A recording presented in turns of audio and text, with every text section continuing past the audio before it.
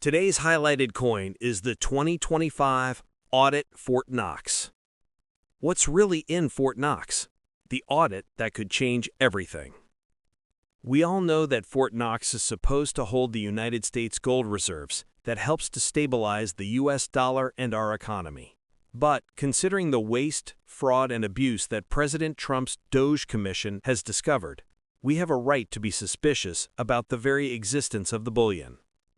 Fort Knox is actually the name of the Kentucky military base that surrounds the famous structure with which we are all familiar.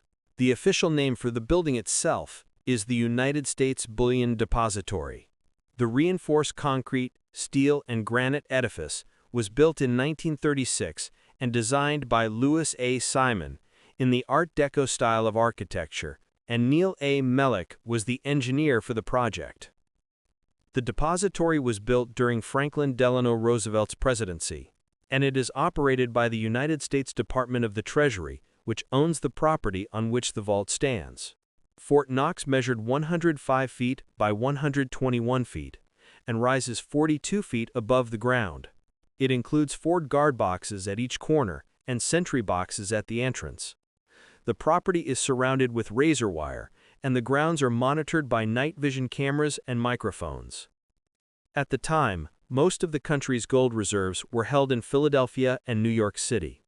It was decided that those 2 locations were too vulnerable to foreign naval attacks from the sea, and that the bullion should be moved inland. As a result, Kentucky was selected because not only was it inland, but it was separated from the Atlantic Ocean by the Appalachian Mountains. It was also isolated from busy roads and railways. In 1937, the first heavily guarded shipment of gold bars was delivered by armored trucks and trains from the Philadelphia Mint by the United States Postal Department and the 1st U.S. Cavalry Regiment. The next delivery was from the vault at the New York City Assay Office, and this shipment was completed in 1941. The gold from the San Francisco Mint and the Denver Mint were also transferred to the depository. Fort Knox does not admit unauthorized visitors onto the grounds. In fact, there have only been 3 authorized visits during its history. The first was President Franklin Delano Roosevelt in 1943. The second official visit took place in 1974 and included members of Congress and the news media.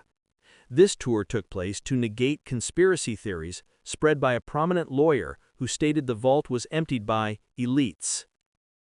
The last visit took place in 2017, when Kentucky Senate Mitch McConnell led a tour of the facility for a small group of officials, including Stephen Mnuchin, who was the Secretary of Treasury at the time. Fort Knox holds gold reserves for other countries as well, with Germany at the top of the list, but the United States still has the most gold in the vault. As of 2020, the vault held 4,583 metric tons of U.S. gold. This represents 56% of United States gold reserves. Today, the tonnage has reached 5,000.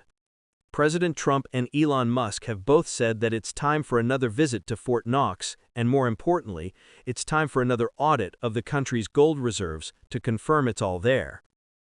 Chris's 2025 coin Audit Fort Knox reflects both of those men's concerns and requests.